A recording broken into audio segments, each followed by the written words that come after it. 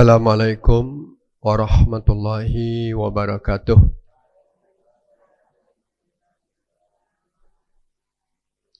Alhamdulillahillazi anzalal Qur'an hudan linnasi wa bayyinatin minal huda wal furqan. Asyhadu an la ilaha illallah wahdahu la syarikalah wa asyhadu anna Muhammadan abduhu wa rasuluh. Allahumma salli wa sallim wa barik ala nabina Muhammad wa ala alihi wa ashabihi wa man tabi'ahu bi ihsanin ila yaumil ma'ad. Wa qad qala Allah ta'ala fil Qur'anil Karim, a'udzu billahi minasy syaithanir rajim. Wa'budullaha wa la tusyriku bihi syai'a.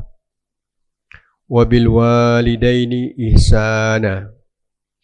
Wa bizil qurba wal yatama wal masakini wa jarizil qurba wal jarizil junubi was sahibi bil jambi wa ibnis sabil wa ma malakat aymanukum innallaha la yuhibbu man kana mukhtalan fakhura. Bapak-bapak dan ibu-ibu jamaah pengajian Ahad pagi Masjid Al-Furqan yang insyaAllah selalu akan mendapatkan rahmat dari Allah Subhanahu wa Ta'ala.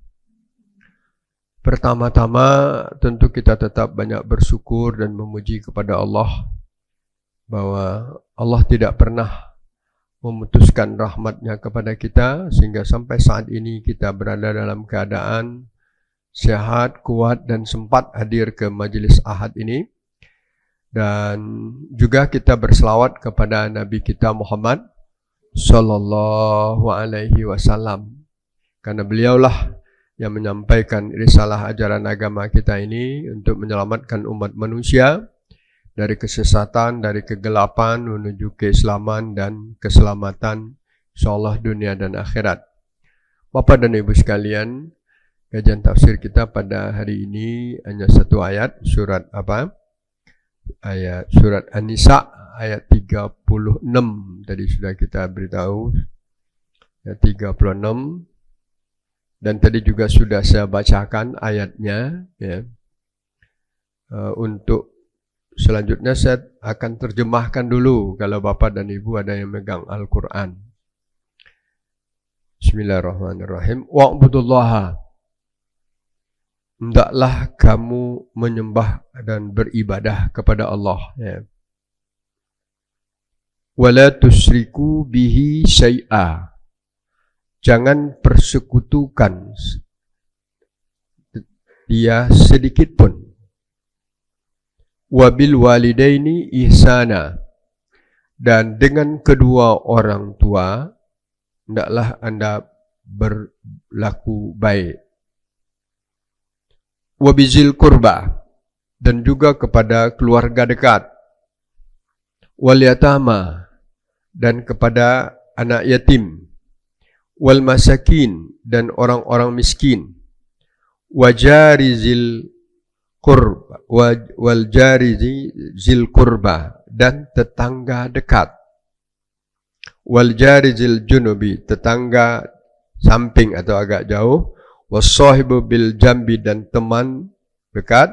Wabnis sabil, dan orang yang dalam perjalanan. Wama malakat aymanukum, dan orang yang di bawah kekuasaanmu. Innallaha la yuhibbu man kana mukhtalan fakhura, sesungguhnya Allah tidak mencintai orang-orang yang membanggakan diri dan sombong. Itu terjemahan ayatnya Bapak Ibu sekalian. Ayat ini tentu sebagaimana biasanya ayat Al-Quran banyak pesan ya. Banyak pesan dan pelajaran yang harus kita ambil ya. Baik itu berkaitan dengan masalah akidah, ibadah, akhlak dan muamalah gitu ya. Karena kalau lihat kehidupan kita beragama itu apa? Ada masalah akidah, keyakinan, ada masalah ibadah atau syariahnya ibadah, ada masalah akhlak ada masalah muamalah atau muamalah duniawiyah. 4 itu Bapak sekalian. Ya. Dan di dalam ayat ini juga akan tercermin yang 4 itu. Ya. 4. Dan kalau kita lihat juga, ada juga 4 masalah yang dibicarakan oleh Allah ayat ini.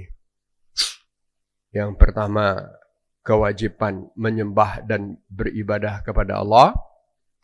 Yang kedua, tidak boleh terjerumus kepada perbuatan syirik. Yang ketiga, berbuat baik kepada kedua orang tua. Yang nomor 4 adalah bermuamalah dengan baik kepada keluarga dan tetangga serta teman-teman lainnya, atau istilahnya hablum minan nas. Jadi 4 pokok Bapak sekalian ini kita sengaja ambil itu dulu. Kalaupun tidak sempat waktu sampai akhir, maka kita sudah dapat membayangkan tadi. Jadi saya beri gambaran dulu. Secara umum, setiap ayat Al-Quran itu jarang terlepas daripada 4 hal. Saya ulangi kembali. Ada berkaitan dengan masalah akidah, ada ibadah, ada akhlak, ada muamalah. Ya, muamalah duniawiyah. Hal-hal yang mengatur interaksi kehidupan kita sesama manusia. Itu biasanya ajaran agama kita. Nah, sekarang 4 hal yang di sini Bapak sekalian. Yang pertama kata-kata wa'budullaha. Ini paling penting nih. Wa'budullaha. Kalau diartikan begini, hendaklah kamu menyembah Allah, gitu ya. Sembahlah Allah, gitu artinya. Dan atau artinya bisa juga beda, beribadahlah kepada Allah, kan ya. Jadi ayat wa'budullaha ini keterkaitannya dengan tauhid, keterkaitannya dengan ibadah, gitu ya. Karena istilahnya menyembah Allah, orang Islam menyembah Allah, orang kafir menyembah patung, kan gitu ya. Pada orang-orang orang-orang musyrik menyembah dewa, ya orang Hindu. Kalau kita menyembah Allah, ya. Menyembah itu apa Bapak dan Ibu sekalian? Kata-kata menyembah begitu. Dan di dalam bentuk susunan kata-kata di sini adalah perintah. Ya. Perintah itu dalam di dalam bahasa Arab namanya fi'il amar. Nah, jadi kalau sesuatu hal yang dikatakan dengan fi'il amar, kalau dia berkaitan dengan masalah agama adalah menunjukkan suatu itu wajib. Ya. Wajib itu artinya apa? Al-amru lil-wujub. Perintah itu mengarah kepada kewajiban. Nah, kewajiban apa? Di sini kewajiban beribadah kepada Allah. Atau sebelumnya kewajiban menyembah Allah. Karena kalau sebelum Islam, orang mungkin menyembah selain Allah, kan gitu ya. Karena kita kebetulan Alhamdulillah Islam keturunan, kan. Kalau kita Alhamdulillah Islam keturunan. Bagus Islam keturunan sekalian. Artinya kita tidak pernah berada pada posisi menyembah selain dari Allah. Itu kan jangan dikira kita ini Islam keturunan. Bagus Islam keturunan. Berarti sejak dari awal kita sudah diwarnai dengan menyembah Allah, kan. Diperkenalkan dengan Allah. Berbeda dengan orang yang baru masuk Islam. Mu'alaf ya. Dia sebelumnya apa? Mungkin Kristen, mungkin Hindu, mungkin Buddha, mungkin Konghucu. Berarti dia pernah menyembah yang lain. Jadi keistimewaan kita apa? Kita dari lahir sudah diarahkan menyembah Allah. Keberuntungan itu. Artinya kita sudah membawa fitrah asal. Fitrah asal itu kan gitu. Jadi kehidupan kita beruntung. Dalam rahim kita sudah diberi fitrah, lahir ke atas dunia, kita langsung berpegang kepada fitrah itu, diluruskan dan ditanamkan oleh orang tua kita fitrah itu. Setelah dewasa kita mantapkan diri kita untuk posisi sebagai orang Islam dengan menyembah Allah. Nah, itu satu kata, jadi orang Islam menyembah Allah. Dan kita beruntung, kita telah menyembah Allah secara keturunan. Dan untuk itu, karena secara keturunan, karena kewajiban kita ini kan berilmu. Jangan menyembah suatu hal yang tidak kita ketahui. Maka kita harus kenal dengan apa yang kita sembah. Apa yang kita sembah? Allah. Maka itu ada sesuatu hal yang disebut dengan ma'rifatullah. Ya. Ma'rifatullah, kita harus kenal dengan Allah. Jangan sabar. Kenapa? Kamu orang Islam? Ya, agama kamu Islam. Tuhan kamu siapa? Allah. Kenal tak dengan Allah? Ini dia. Kenal tak dengan Allah? Mana bu? Kenal tak dengan Allah? Harus kenal kan? Dasar pokok kita di dalam. Sehingga orang-orang lama ada kajian itu. Dasar pokok agama itu adalah mengenal Allah. Kalau orang-orang tasawuf hafalannya itu. Awaludini rifatullah. Dasar pokok agama itu mengenal Allah. Kita kenal, maka kita sembah dia kan. Nah, sekarang Bapak dan sekalian, kita diperintahkan menyembah Allah. Berarti ada kewajiban ya. Dan Allah itu yang akan kita sembah harus kita kenal. Allah minimal kita kenal, sudah kenal namanya Allah. Dan kita kenal lagi di dalam surat Qul Huwallahu Ahad apa? Allah itu Esa. Qul Huwallahu Ahad. Dan kita kenal Allah itu juga Allahus Samad. Allahus Samad itu apa? Segala sesuatu tergantung kepada Allah. Dan kita kenal Allah itu apa?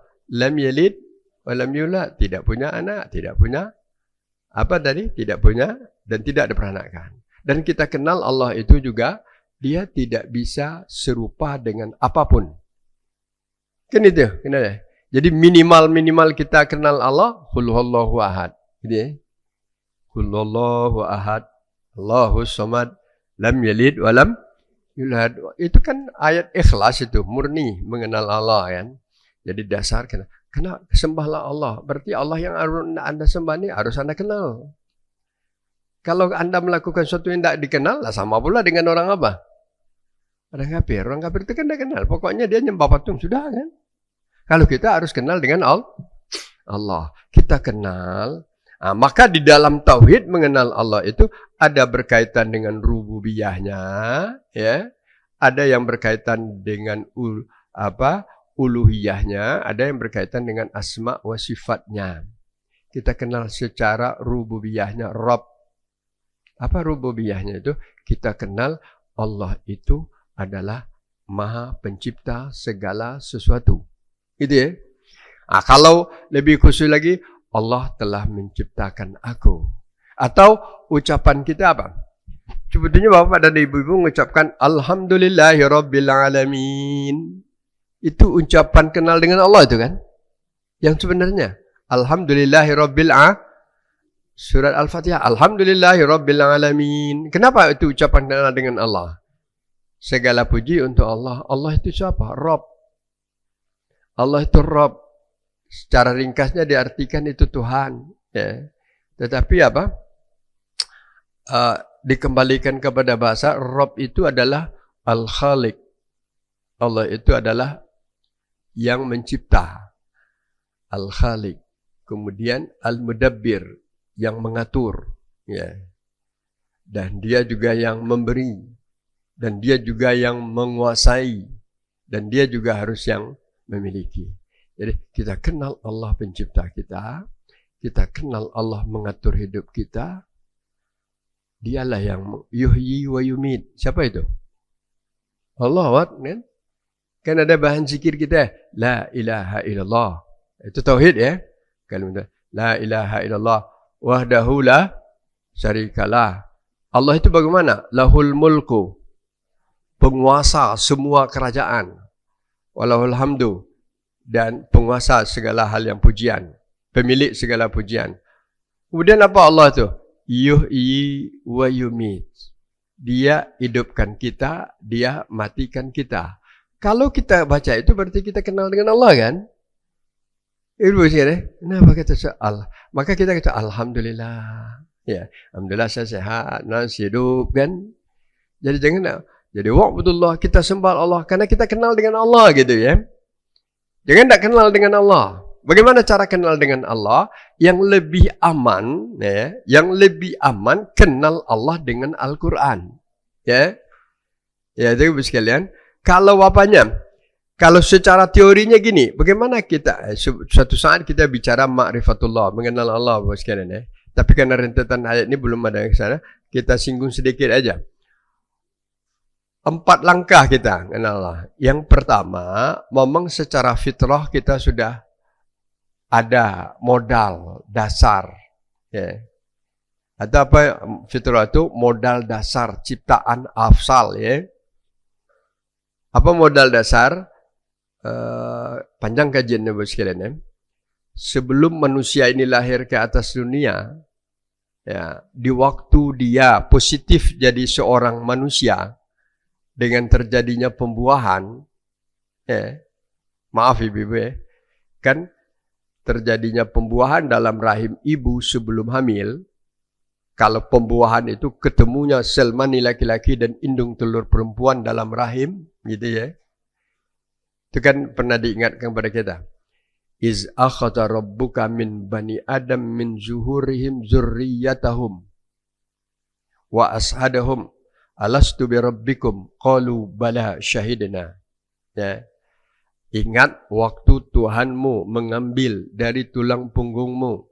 Tulang punggung ini adalah air dan pinggang laki-laki.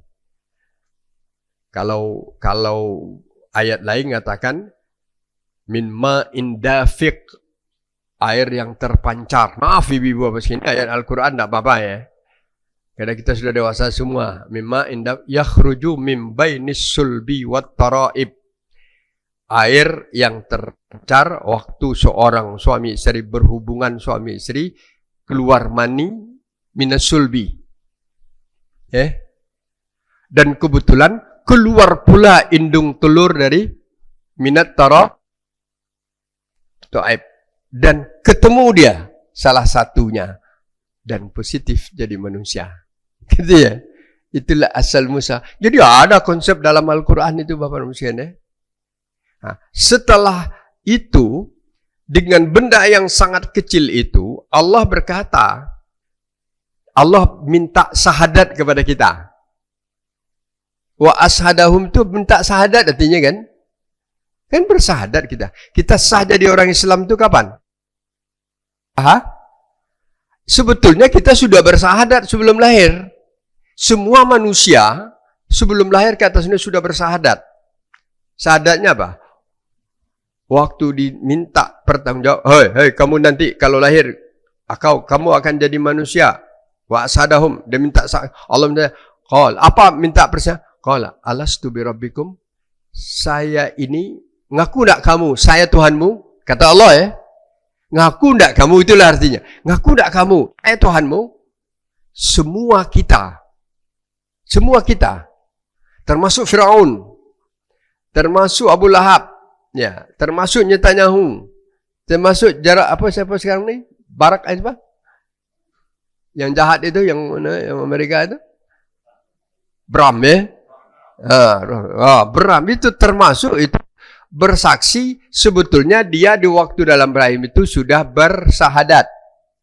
Tapi setelah lahir, karena tidak diwarnai dengan karena posisi orang tuanya, dan kemudian setelah balik, dia tidak membetulkan sahadatnya. Maka dia mengingkari sahadatnya, dia tidak mengakui Allah sebagai Tuhannya, tapi mengakui Allah dengan mempersekutukannya. Jadilah dia mengingkari sahadat itu, maka orang non-Islam itu disebut kafir.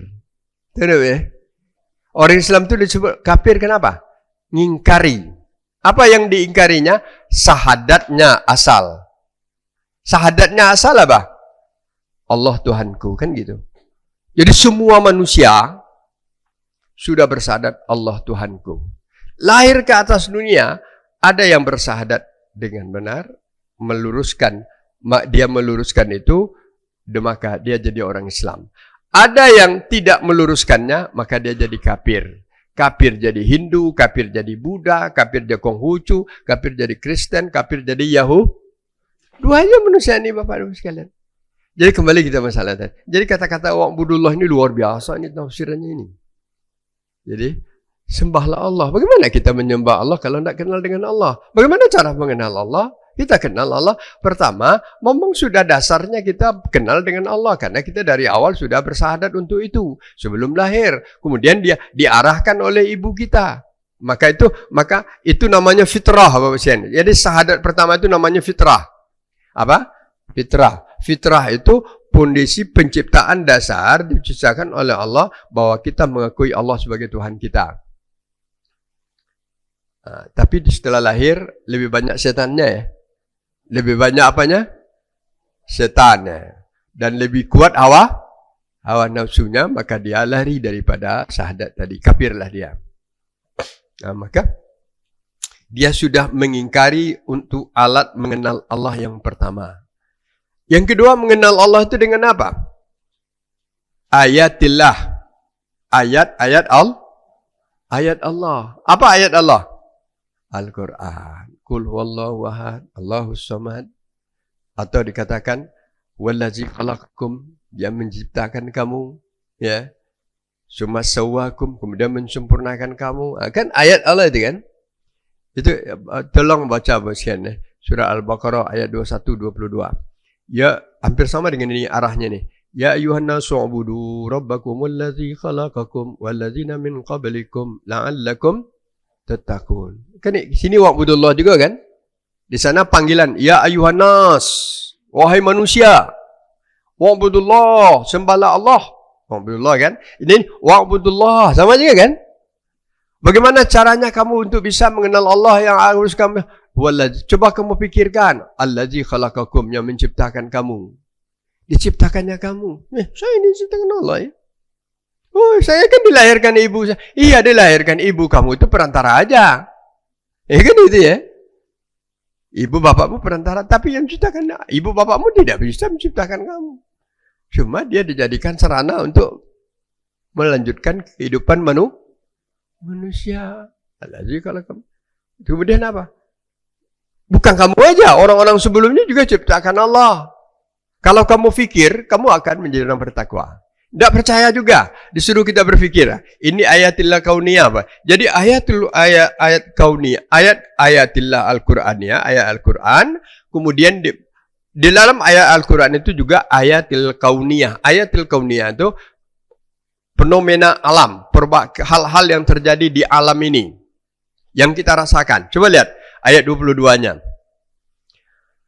Allazi ja'ala lakumul arda firasha was-samaa'a binaa'a wa anzala minas samaa'i maa'a fa akhraja bihi minas samarati rizqan lakum fala taj'alu lillahi andada wa antum ta'lamun. Ayat ma'rifatullah itu. Masya Allah itu Bapak sekalian.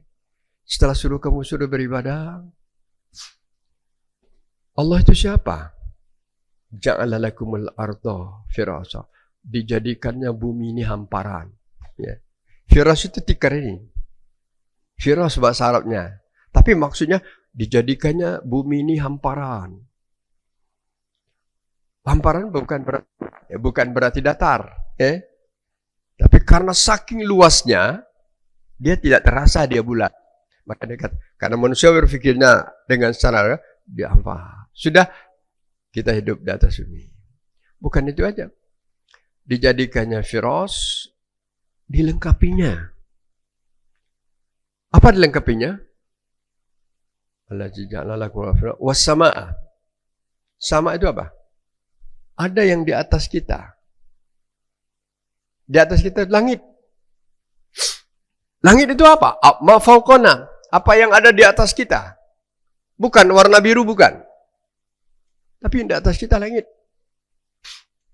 Dari langit itu apa? Wa anzala minas samaa'i ma'a. Kamu hidup di bumi, kemudian di bumi ini diturunkan hujan. Kalau hujan turun apa? Tanah jadi basah. Kalau tanah jadi basah, apa yang terjadi? Tumbuh-tumbuhan hidup. Kalau tumbuh-tumbuhan hidup, kamu mau gak? Bisa makan. Coba dikurangi satu aja itu Bapak sekalian. Dijadikan Allah bumi, ditutup dengan langit, di stop turun hujan. Mana? Kalau satu aja, di stop turun hujan. Lama-kelamaan bumi kering. Sudah kering apa lagi? Tidak ada tumbuh-tumbuhan. Tidak ada tumbuh-tumbuhan, tidak ada hewan yang lain. Kan tak mungkin. Tak ada sapi, tak ada kambing lagi, tak ada cacing lagi kan. Apa yang nak makannya? Kalau semuanya tak ada, tumbuh-tumbuhan tak ada, hewan tak ada, manusia bagaimana? Tunggu kematian. Kan itu ya? Tunggu kematian. Coba lihat. Kalau tak usah, tak hujan aja hari setahun. Sekian bulan aja tak turun hujan apa? Kering semua.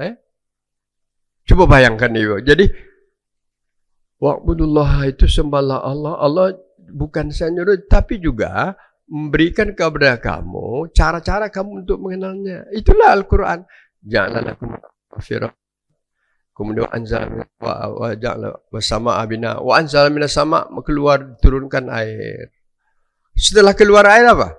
Fa akhraja bihi minas samarat, tumbuhlah berbagai macam buah-buahan.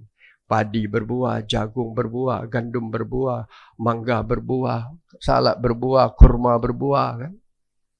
Itu karena apa? Air yang tu. Apakah kata Allah? Fala taj'alu lillahi andada. Jangan kamu apa lagi? Jangan kamu jadikan Allah itu berbilang. Allah yang bersenun. Dan kamu kalau berfikir wa antum ta'lamun. Dan kamu tahu itu. Apa? Kalau kamu tidak mau, kata Allah, kan ada lagi ayat sudahnya, baca lagi Bu sekalian. Ya, kalau kita baca tafsiran surah Al-Baqarah itu, maka dikuatkan ini, wa in kuntum fi raibin mimma nazzalna fa'tu bi suratin min mislihi wad'u su'ada'akum in kuntum shadiqin fa illam taf'alu wa lam taf'alu fattaqun naral lati waquduha nas. Itu artinya Bapak sekalian, ma'rifatullah yang harus kita sembah, kita mengenal Allah dengan ayat-ayat Al-Quran dan ayat-ayat Al-Kauniyah. Ayat-ayat Al-Kauniyah yaitu gejala-gejala yang terjadi di bumi ini. Kamu berpikir enggak? Kenapa kamu bisa hidup? Ya. Karena bisa bernapas. Ya. Kenapa kamu bisa bernapas? Karena ada udara. Kalau dicabut Allah satu itu apa? Udara itu bagaimana? Matilah manusia semua, kan gitu. Itu luar biasa ibu dan bapak sekalian. Dan selama ini secara apa? Secara umum planet ini banyak. Kenapa dalam sejarah yang ada manusianya hanya di mana? Di bumi. Ada enggak manusia di bulan? Tidak ada. Kenapa di bulan tidak ada? Karena di sana tidak ada udara. Kalau tidak ada udara, tidak bisa hidup. Bisa tidak hidup di planet Semar? Tidak bisa. Kenapa? Jaraknya dekat dengan matahari. Panasnya bukan main. Ya. Dan apa? Kalau kita kan juga ada panas matahari, tapi jaraknya sangat jauh. Jaraknya 150 juta kilometer. Ya. Berapa jarak bumi kita dengan matahari? 150 juta. Dari sini ke Mekah baru berapa paling sekian ribu kilometer. Ya. Ini sekian juta, 100 juta lebih. Dan ada kondisi-kondisi tertentu dia mendekat. Maka itu biasanya dunia dingin. Apa? Jadi Bapak sekalian, wa'budullaha itu adalah ayat yang luar biasa mengingatkan kita, pengakuan kita terhadap Allah sebagai Tuhan yang harus kita sembah. Dan kalau kita sembah yang lain, maka kita akan sesat. Maka itu sebabnya di dalam apa? Di dalam kalimat syahadat kita, la ilaha illallah. Tidak ada yang boleh disembah secara benar kecuali Allah. Ya, kalau mau menyembah beribadah cara benar, sembahlah Allah. Jadi jangan diambil kata-kata orang liberal. Yang penting manusia ini mengakui Tuhan dan beribadah kepada Tuhannya. Kan itu ya. Ya sudah. Tapi kalau beribadah kepada cara yang salah bagaimana? Tidak benar. Inilah Islam. Islam agar benar beribadahlah kepada Allah. Bukan kepada yang lain. Bukan kepada patung. Bukan kepada dewa. Bukan kepada apa. Tapi kepada Allah. Jadi itu sudah kenal bagaimana minimal kita mengenal Allah itu dengan fitrah, mengenal Allah dengan apa ayat-ayat Allah, mengenal Allah dengan fenomena apa kejadian-kejadian alam yang diberikan oleh Allah, alat untuk kita memikirkannya disebut akal ya. Dengan akal kita lihat kenapa hari ini dingin, kenapa panas, sekian gitu ya. Kenapa ada apa? Kenapa ada jadi apa? Bencana di Aceh, bencana di Sumatera Barat, bencana di Sumatera Utara. Itu bisa tidak diatur manusia? Tidak bisa. Cuma manusia bisa menjadikan, memberikan, mempermudah itu karena dia kesalahan diberikan oleh Allah Subhanahu Wa Taala. Itu. Jadi wa'budullah dalam segi akidah gitu bosnya. Mantapkan keyakinan kita bahwa Tuhan yang boleh kita sembahnya Allah. Dan kita bersadar untuk itu. Dan kita harus kenal dengan Allah. Dan harus kita kenal dengan Allah. Dan harus kita cintai dia. Karena dia yang segala-galanya kepada kita. Banyak sekali cara Allah mengingatkan kita agar kita menyembahnya. Ya, banyak sekali. Apakah dengan menyuruh kita berfikir dengan apa yang kita rasakan dan apa yang kita apa. Kalau dalam surah Ar-Rum, wa min ayatihi, kan itu banyak itu. Wa min ayat, dari tanda-tanda kebesarannya. Ya, segala macam tanda-tanda kebesaran diingatkan oleh Allah. Maka itu adalah semuanya tanda kebesaran untuk mengakui kebesarannya. Ya, kenapa dulu saya katakan Nabi sering membaca inna fi khalqis samawati wal ardh wa ikhtilafil laili wan nahar la ayatil liulil. Kenapa itu? Ma'rifatullah itu, mengenal Allah. Ya. Inna fi khalqis samawati wal ardh, ciptaan langit dan bumi. Bapak dan Ibu sekalian, kalau orang akan berbicara kepada masalah fisika, bumi ini asal-asalnya bagaimana? Panjang ceritanya ya Ibu sekalian ya. Dan apa itu? Apakah terjadi begitu? Enggak. Ya. Secara ilmunya bisa dipelajari. Maka dikatakan inna fi khalqis samawati wal ardh wa ikhtilafil laili wan nahar la ayatil liulil albab. Siapa? Ulil albab, orang yang punya pemikiran. Orang yang menggunakan akalnya. Bahwa segala yang dilihat, segala yang dirasakan tidak mungkin serta-merta begitu. Kecuali itu ada yang penguasanya. Penguasanya itu harus sembah. Itulah Allah Subhanahu Wa Taala. Nah, di dalam apa? Di dalam kehidupan orang kafir, dia ngakui juga, tapi dia salah mencari siapa yang akan dipertuhan itu. Ya. Kenapa apa? Orang-orang Hindu sampai mengambil apa? Sapi harus disembah. Dan sapi harus disembah. Kera harus disembah. Kesalah ya. Padahal itu adalah alat untuk mengenal Allah saja kan. Wih, luar biasa Ibu. Kalau Bapak dan Ibu pernah ke India, itu benar itu. Kalau tadinya saya tidak percaya Bapak sekalian. Awal-awalnya rupanya benar. Ya.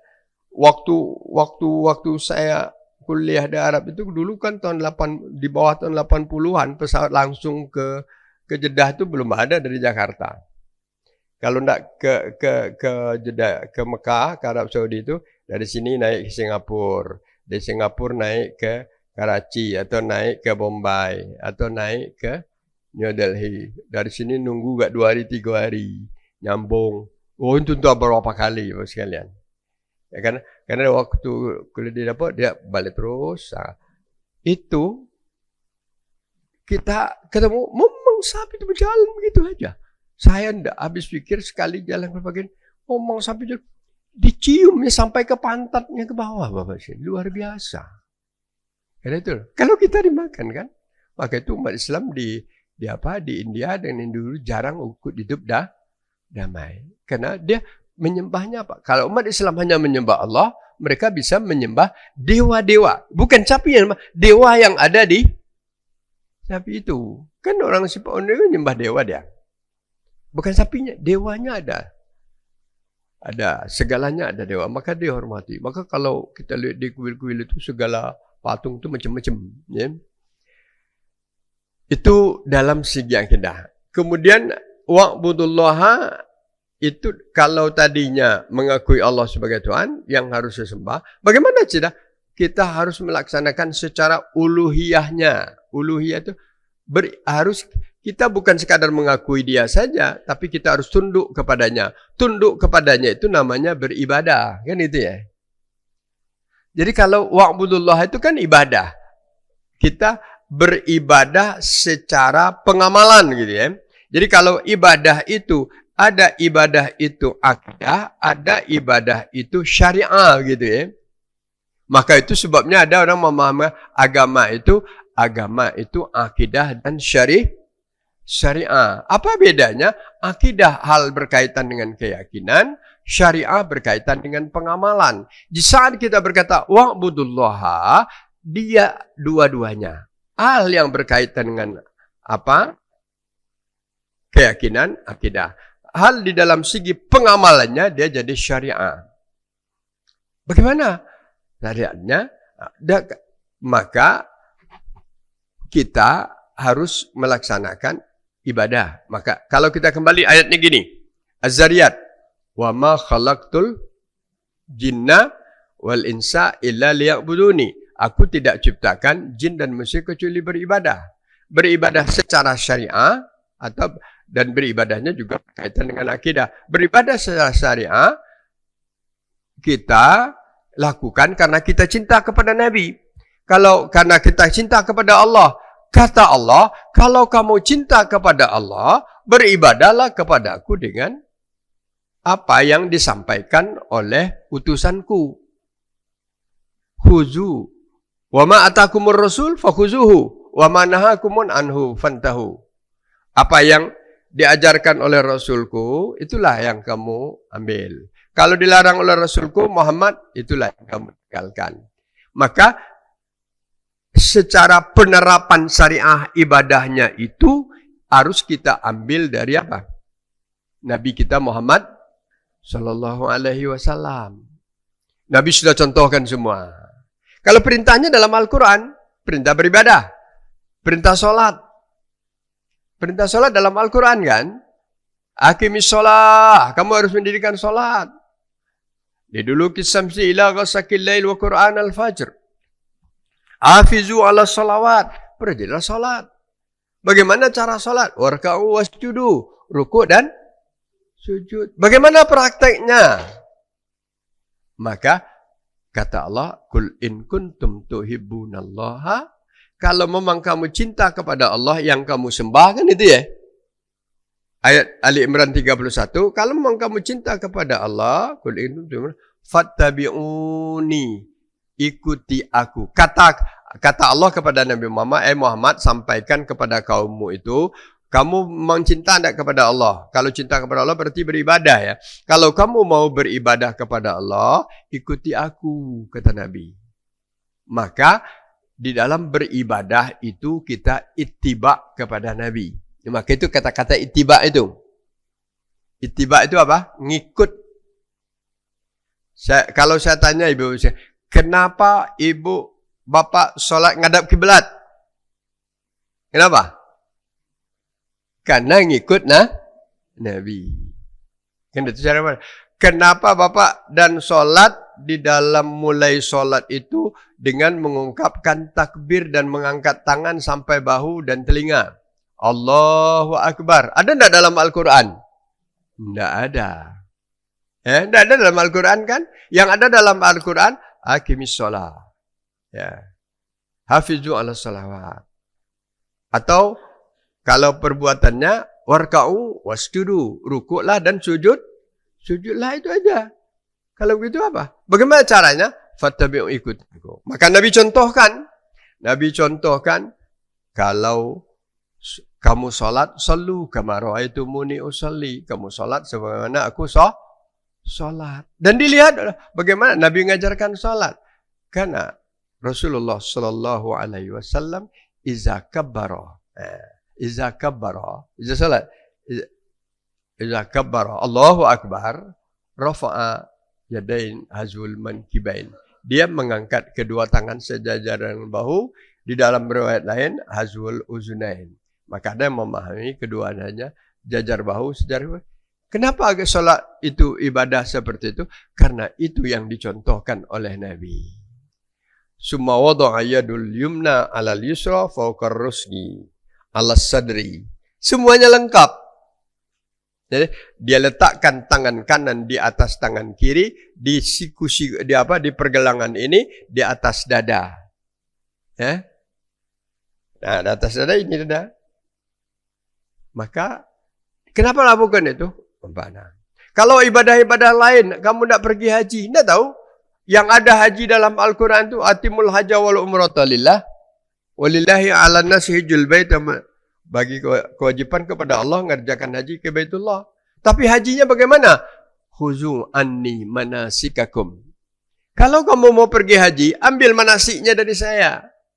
Bagaimana manasiknya? Ya, dicontohkanlah hadis-hadis yang berkaitan dengan manasik haji.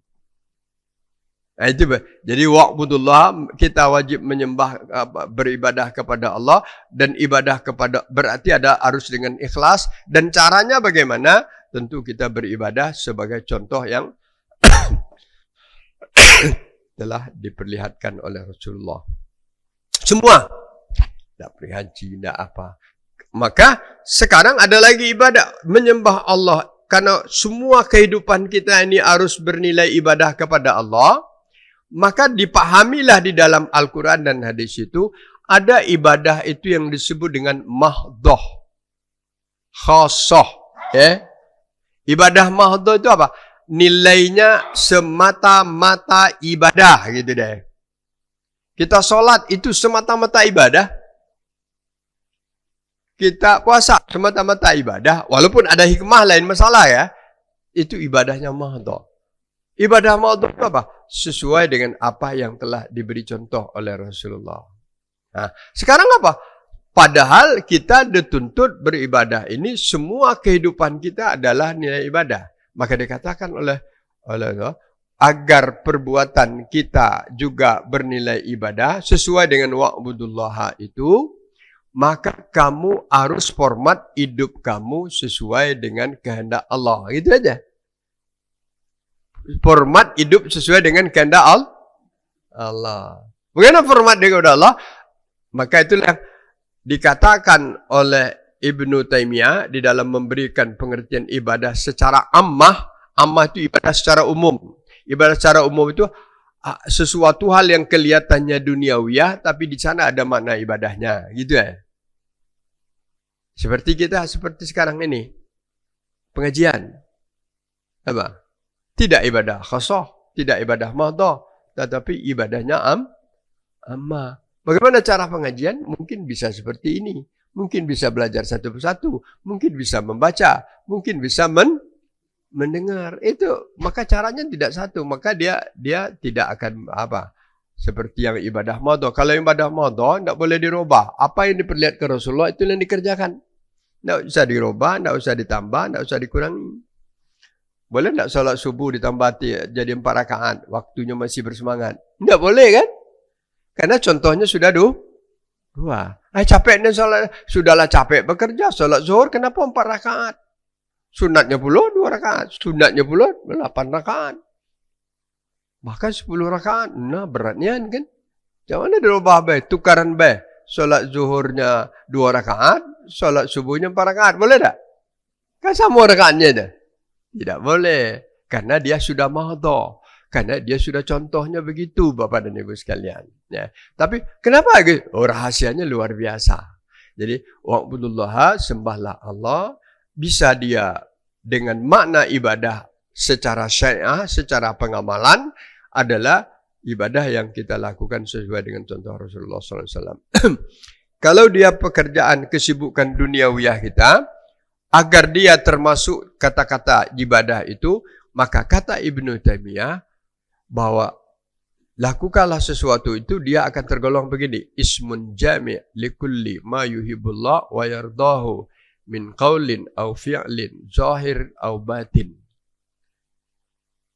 Sesuatu hal yang namanya sangat universal, sangat luas begitu. Sangat lengkap. Jami' itu artinya kan. Kenapa? Selagi apa yang kamu lakukan itu yuhibbuhullah, Allah senang, Allah cinta, wa yarda, Allah ridho. Apakah kamu berkata-kata, apakah kamu berbuat, apakah itu nampak, apakah itu tidak nampak, maka dia bisa bernilai ibadah. Bukan ibadah kosong. Ya. Seorang yang mengerjakan sesuatu dan waktu dia tanya, pekerjaan ini duniawiyah, tapi walaupun duniawiyah, karena dikerjakannya dengan ikhlas, mencari rezeki, dan dilihat di dalam tuntunan Al-Quran, tidak bertentangan, tidak haram, tidak maka dikerjakannya dengan baik, maka di sana dia akan bisa mendapat nilai ibadah. Seseorang, tukang, pergi berangkat dari rumahnya, tukang bangunan, umpamanya. Kenapa dia pergi jadi tukang? Karena dengan bekerja jadi tukang, dia dapat apa? Dapat duit. Gitu aja. Pertanyaannya, itu kerjanya duniawiyah kan? Ya, duniawiyah. Karena mencari rezeki. Tetapi karena dia tanya lagi, pekerjaan itu kita kerjakan, pertama, halal enggak? Halal, satu. Sudah halal, ada enggak hal-hal yang dilarang haram? Enggak ada. Allah senang enggak? Senang. Kenapa? Karena kita bekerja, mencari rezeki, kemudian niatnya, mudah-mudahan dapat rezeki, kebutuhan makan sehat terpenuhi, kewajiban keluarga teratasi, dan bisa hal-hal yang kaitan materi bisa diatasi. Aman ya? Dikerjakannya mulai dengan bismillah, dengan yang baik, secara duniawiyah, pekerjaannya duniawiyah, tapi di dalamnya ada nilai-nilai Allah, maka dia akan diberi oleh Allah. Menjadi itu bentuk ibadah kan. Nah, masih orang yang sama, dia bekerja tukang, gaji 150 sehari. Oh, baik. Berangkat dari rumah. Ya. Kemudian di dalam pekerjaannya halal ya. Tetapi kadang-kadang karena dia bekerja dengan aturan, tapi dia berupaya menyelewengkan pekerjaannya ini. Ya, akhirnya dia tidak bekerja dengan menurut semestinya.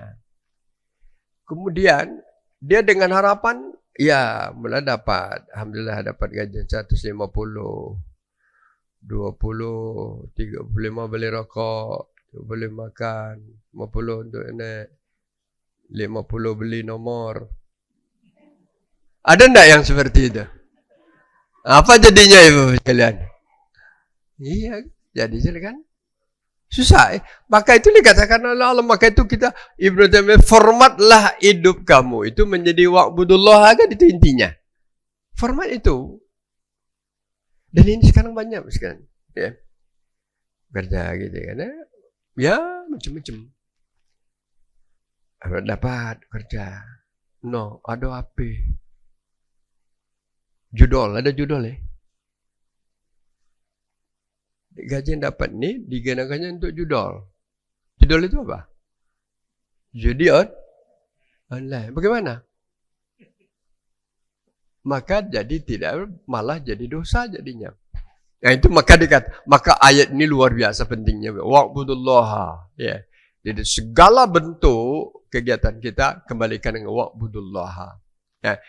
Dan selanjutnya dihindar. Nomor 2 lagi. Ini panjang ceritanya lagi. Secara umum sudah saya ceritakan itu.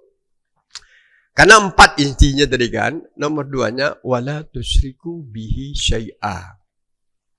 Sembah Allah, jangan sekutukan dia.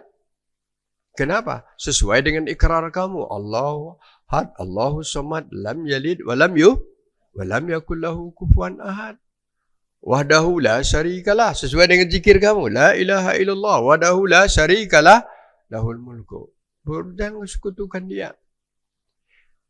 Tetapi kehidupan manusia ini kadang-kadang kan mudah dipengaruhi, Ibu sekalian.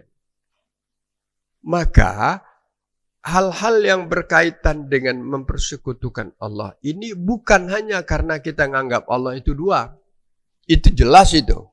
Kufur hukumnya itu. Syirik akbar itu kan. Nah, Islam lagi. Tapi dia tetap mengatakan Allah Tuhannya. Tetapi perbuatan-perbuatan yang lain itu banyak mengarah kepada perbuatan-perbuatan pengakuan bahwa ada kekuatan lain selain daripada kekuatan Allah. Kenapa orang harus, Bapak dan Ibu sekalian, dia kehilangan, ya, kehilangan, benar, action. Tak tahu, tanya ini tak ada, kemudian nanya kepada siapa? Kepada orang pintar yang tak ada ilmu. Kepada orang pintar yang tidak istilahnya orang pintar. No, pergi dia. Pak, duit saya hilang 3 juta. Pak, tak apa-apa di rumah. Bisa nak tolong tengok Pak, siapa yang nak ngambilnya? Apa ini? Hilangnya di mana? Ini terang dah. Dijawab. Ya, nampaknya ini ada orang ngambil. Orang ini masih ada dalam kota ni lah. Iyalah, pastilah kan. Itu kan masih ada enggak, Bu? Masih. Jadi itu termasuk wala tusriku bihi syai'a. Masih ada enggak anak kecil baru lahir dikalungkan apa? Masih ada enggak? Masih banyak. Inilah yang kita katakan wala tusriku bihi syai'a itu bukan karena mempersekutukan Allah dengan manusia, tapi yang kecil-kecil. Kadang-kadang hal-hal yang tidak kita perkirakan sangat-sangat sulit. Artinya bukti bahwa umat kita itu masih jauh dari pemahaman yang seyogianya sebagai seorang Islam. Contoh sekalian. Percaya tidak percaya? Ya. Kalau kita belanja pagi, itu masalah kita orang Islam ya. Malah dengan orang-orang yang statusnya agak ekonomi biasa kan. Kalau kita belanja pagi dan sesuai itu harga dengan dia, ya duit itu bukannya dimasukkannya ke dalam langsung. Apa yang lakukannya? Bismillah, alhamdulillah, alhamdulillah pula. Alhamdulillah, alhamdulillah. Ada enggak? Apa maknanya itu? Kan kecil. Itu yang apakah kecil apa enggak? Itu sangat sulit diapakan. Jadi maka ayat ini luar biasa. Ya sebetulnya kalau kita tidak bahas betul, wa'budullaha 1 kali ceramah, bulan depan wala tusyriku bihi syai'a, bulan depan wabil walidaini ihsana, tidak habis-habis jadinya nih kan. Sampai syirik itu sangat luas Ibu sekalian. Ada sirkul akbar, ada sirkul asghar. Ada sirkul jali, ada khafi begitu ya. Syirik besar itu jelas ya. Syirik kecil ada terbagi. Ada yang jali, ada yang khafi. Jali itu apa? Nampak. Seperti yang mana nampak kan? Kejimat nampak. Beli Fortuner baru. Fortunernya baru tapi kotor. Kenapa kotor? Ada peti-peti dalamnya kan? Dan ada kembang dalamnya. Diapain dulu? Ada enggak? Masih ada enggak Bapak lihat itu? Beli Nova baru, beli apa? Hanya masih diapakan. Ada 2 macam dia caranya. Itu masyarakat kita masih ada 2 macam, di kembang 7 air disirami atau dipotongkan apa? Ayam. Didarahi dulu. Dengan harapan satu saat tidak akan mendarahi. Itu apa jadinya? Serius kan? Padahal bukan mimpi mesinnya. Bismillah, minta berkah kepada Allah kan gitu ya. Tidak ada kaitannya dengan hal. Jadi karena apa? Kehidupan masyarakat kita ini dari awal diwarnai juga oleh keyakinan-keyakinan bentuknya yang sudah turun-temurun, maka kadang-kadang hilang. Salah satu gunanya pengajian inilah. Biasanya yang sudah meninggal itu kan orang sudah ngikut pengajian. Kalau dia nak ikut pengajian, dia tak tahu memang. Salah, ada kan? Banyak sekali. Kan tak sempat kan sekali.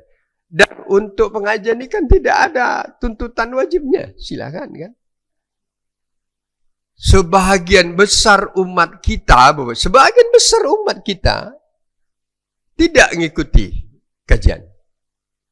Padahal kajian-kajian keagamaan kita ini ada yang sifatnya fardu ain, ada yang sifatnya fardu kifayah.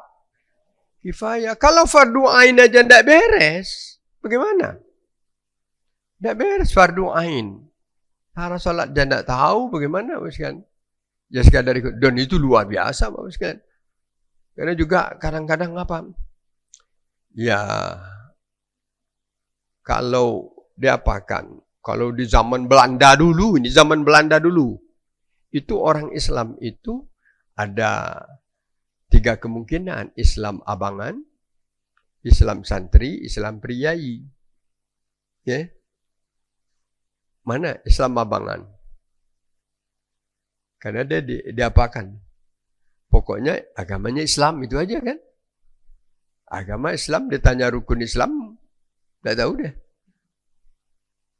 Ditanya rukun Islam, dijawabnya Pancasila. Pancasila wajib dihafal kan? Banyak sekali. Sekarang coba lihat. Anak-anak muda kita kan. Atau juga dijadikan, dia belajar ilmu, belajar agama, tapi agama itu sekadar menjadi Islamologi lagi. Islamologi itu apa? Hanya ilmu keislaman. Padahal ilmu keislaman itu ilmu terapan. Ya. Bukan Islamologi saja. Tapi Islam dia harus diterapkan. Kamu sholat, yakin wajib. Ini caranya, ini apanya. Harus ada terapannya. Kamu zakat, ini terapan. Jadi ini yang sangat sulit sekalian. Banyak. Kalau ditanya lulus semua kan di pelajaran apa? Di pelajaran SD ada pelajaran agama, di SMP ada, di apa ada, di masyarakat ada, di masyarakat dia ngaji kan. Nah, maka sekarang bagaimana menanamkan yang apa? Bahwa agama itu bukan sekadar Islamologi, tapi agama itu iman dan amal kan gitu. Agama itu apa? Iman dan diimani, diamalkan. Jadi wala tusyriku bihi syai'a sekalian. Banyak perbuatan syirik, nanti mungkin yang lain lagi. Kemudian ada 2 lagi hal di sini. Wabil walidaini ihsana. Inilah biasa juga kita kan. Wabil walidain, berbakti kepada kedua orang tua. Ihsan. Allah tidak mengatakan apa? Kenapa dengan kata-kata ihsan? Perlakukan secara baik orang tuamu. Kan itu artinya ya. Ihsan itu memperlakukan secara baik. Memperlakukan dengan secara baik. Kalau secara agama aslinya lagi, seolah-olah apa yang kamu perlakukan itu akan bernilai ibadah. Ta'budullah ka'annaka tarahu. Bahwa kamu seolah nambah Allah dan kamu lihat Allah itu. Seolah-olah. Kalau kamu tidak lihat, kamu harus yakin Allah melihat kamu. Ada orang yang berpura-pura berbuat baik kepada orang tuanya pas di hadapan orang lain. Di hadapan orang, di hadapan tamu, ya. Pergi tamu, ada bukan. Dan sekarang banyak kasus ya. Banyak kasus orang-orang tua tidak lagi mendapat perlakuan yang semestinya dari anaknya. Ya, kenapa? Anaknya sudah sibuk pula dengan keluarga kecilnya. Benar-benar keluarga kecil. Dan orang tua memang sebaiknya dia berupaya untuk tidak mengganggu anaknya. Tetapi di saat kondisi memang tidak dapat lagi, itulah saatnya. Nah, ini bisa kita kaitkan dengan surat Bani Israel nanti. Ada ayat yang model ini lebih sekalian. Wa'budullaha wa la tusyriku bihi syai'a wa bil walidaini ihsana. Itu sampai ke bawahnya bagaimana sampai anak ayah kamu, kedua orang tua kamu itu sampai terlalu tua tidak bisa ngapa-ngapa, harus apa yang sebagaimanapun kesalnya kamu tidak boleh berkata wala taqul lahuma uffin, berkata nah, kan? Banyak tak sekarang orang tua anak-anak ibu ni mana ada zaman tak ada lagi. Pada Al-Quran sudah ngomong wala taqul lahuma uff. Itu huf bahasa Arabnya uff. Ibu juga tinggallah, nak apa. Ya, apalagi yang sengaja dan ini perlu ditanamkan lagi. Ya. Dan semua orang tua biasanya dia tetap akan berusaha maksimal untuk tidak tergantung kepada anak. Malah setelah tua itu masih peduli kepada anaknya. Tetapi kadang-kadang entah hukum anak yang sering lupa kepada orang tua. Itu jelas. Maka kalau di dalam Al-Quran begitu, kewajiban pertama kepada Allah, kewajiban kedua kepada orang tua. Ya. Kewajiban kepada Allah beribadah, kewajiban kepada orang tua adalah berlaku baik. Bagaimana berlaku baik? Nah, ini sekon Bapak sekalian. Jangan sia-siakan, jangan tak hormati, jangan tak apakan tua kamu. Ya. Sekarang Bapak sekalian ada aja, kalau kasus-kasus karena masalah warisan aja, mengadukan orang tuanya kemana? Pengadilan. Sebaliknya, kalau ada yang membunuh, ada itu sudah beberapa banyak kejahatan kriminal itu karena mungkin tidak terkendali hawa nafsu. Yang keempatnya, perlakuan baik itu kita juga harus berbaik kepada yang pertama keluarga dekat, kedua anak yatim, orang miskin. Itu tidak mesti materi, Ibu sekalian. Maka Allah mengatakan ihsan ya. Berkemungkinan saja keluarga betul, tapi mentang-mentang kita sombong tidak ada silaturahmi, dibahayakan. Maka di sini yang dikatakan oleh Allah, berbuat ihsanlah kepada keluarga, berbuat ihsanlah terhadap anak yatim. Kemana? Pembahasan kita beberapa bulan yang lalu, anak yatim itu tentu miskin. Berbuat ihsanlah kepada tetangga dekat, ya, tetangga jauh, teman dekat. Artinya ini hablum minan. Nah, jaga hablum minallah, jaga hablum minannas dalam surat Ali Imran yang kita baca 112. Jangan hidup ini menjadi orang yang sombong, karena Allah tidak senang itu. Innallaha la yuhibbu ala kulli mukhtalin fakhura. Jadi saya cepat-cepatkan ini, bapaknya hari sudah hampir 9:30. Ada 5 menit untuk kita apa? Kalau ada yang ingin dipertanyakan ibu-ibu apa sekalian silakan. Ada yang perlu kita diskusikan, ya. Silakan Bapak dan Ibu. Ya, Assalamualaikum warahmatullahi wabarakatuh. Waalaikumsalam. Alhamdulillah, terima kasih banyak Pak Ustaz.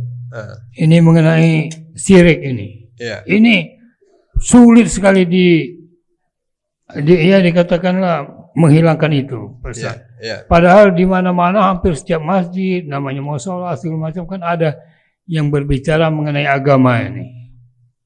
Tapi namanya syirik itu justru lebih berkembang. Ya, berkembang. Nah, sudah jauh, misalnya begini, antara seorang gadis dengan seorang remaja laki-laki, apabila sudah memegang foto, nanti bisa yang tidak mau jadi mau, kan itu. Nah, sudah itu ada lagi misalnya ada yang mau menikah, calon istri atau calon suami itu ke rumahnya, dia numpang ke WC, nggak tahu akhirnya ada suatu kepercayaan nanti dalam keluarga itu si suami itu dapat ditaklukkan. Apa itu? Ada lagi yang mengatakan, oh cincin ini membawa barokah segala macam itu.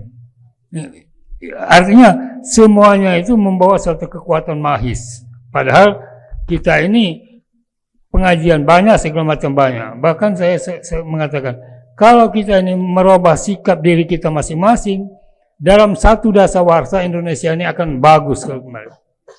Tapi nyatanya ini justru yang dikatakan Ustaz tadi, beli apa-apa, buat rumah segala macam itu harus ada lagi kekuatan magis di luar kekuatan Allah. Nah, ini yang susah dianukan Ustaz. Di mana? Berlaku juga di dalam rumah ibadah, pendirian mushola, pendirian masjid, kan masih ada yang seperti itu. Terima kasih. Kenapa Ustaz? Ya.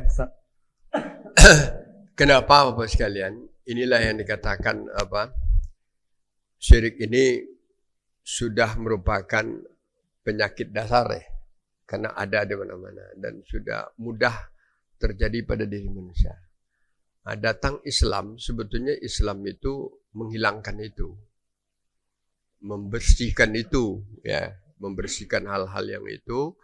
Bagaimana dia membersihkan? Dengan tauhid, kan itu. Syirik itu lawannya kan tauhid. Maka ajaran yang disampaikan oleh Nabi kita yang pertama adalah ajaran tauhid.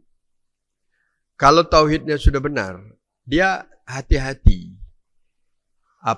bentuk-bentuk syirik yang mudah terjadi di masyarakat kita.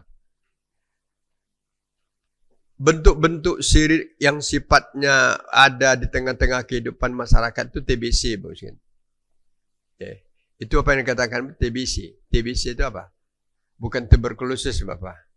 Tahayul. Itu banyak arahnya ke sana itu. Bid'ah khurafat. Ya. T tahayul. B bid'ah ke khurafat. Dan itu dari dulu. Dan masyarakat kita kadang-kadang menganggap agak permisif. Permisif itu terlalu apa? Menganggap biasa ya. Menganggap biasa. Kan sekarang masih menganggap biasa. Kalau nak bangun rumah jangan nak dipasang pisang, tebu, kendi di atas kan. Kalau ndak nanti apa-apa kan. Itu kan menganggap biasa, permisif. Kadang-kadang dia tahu itu kan. Dan kemudian termasuk hal-hal yang tadi. Yang itu khurafat itu. Kalau dia masuk WC, dia bisa ditundukkan. Kalau ini bisa khurafat kan ini. Maka disinilah letaknya kajian-kajian tauhid itu sangat penting Bapak dan Ibu sekalian. Nah, permasalahan Bapak sekalian, sistem pengajaran ya secara resmi yang dilakukan oleh pemerintah kita itu masih mengarah lebih banyak arahnya bukan pemantapan tauhid. Arahnya lebih baik ya bagaimana sholat, bagaimana nih kan? Ya. Padahal yang lebih pentingnya dulu adalah tauhid, akhlak, ibadat, gitu kan? Orang ada gitu, maka kalau tauhidnya dia sekadar ya belajar tauhid kan dikit. Allah satu ya sudah kan. Allah begini kan. Padahal enggak. Tauhid itu mengkaji segala hal yang berkaitan dengan aspek-aspek permasalahan-masalahan itu. Maka dulu Bapak dan Ibu sekalian kalau orang bilang ini lain kan. Dan sistem pengajaran tauhid kita juga disuruh ngapal-ngapal kan. Bukan terapan ya. Semestinya kita ini tauhid ini kenapa hal ini tidak sesat karena ini benar apa. Jadi memang ibaratnya Pak benang kusutnya sudah sudah dicari dari awalnya. Maka satu-satunya harus kembali kepada asal. Maka itu ada semboyan dakwah kita kembali kepada asal. Jadi kembali kepada asal. Mari kita pahami agama ini secara murni kembali. Murni kembali itu apa? Rujuk kepada Al-Quran dan Sunnah. Kalau tidak ada, penerapan ini yang sangat sulit. Ya. Kalau air itu di hulunya tetap jernih. Ya. Tapi tiba di hilirnya, di muaranya, dia kotor. Sama dengan Sungai Musi ini. Ya. Sungai Musi berilah merah kan? Coba lihat ke Ulu Musi. Ulu Musi itu banyak. Ya. Bahkan sampai ke Curup sana kan, sampai ke mana sama, ke Pendopo sana. Pernah enggak Bapak dan Ibu lihat air-air yang di sana itu?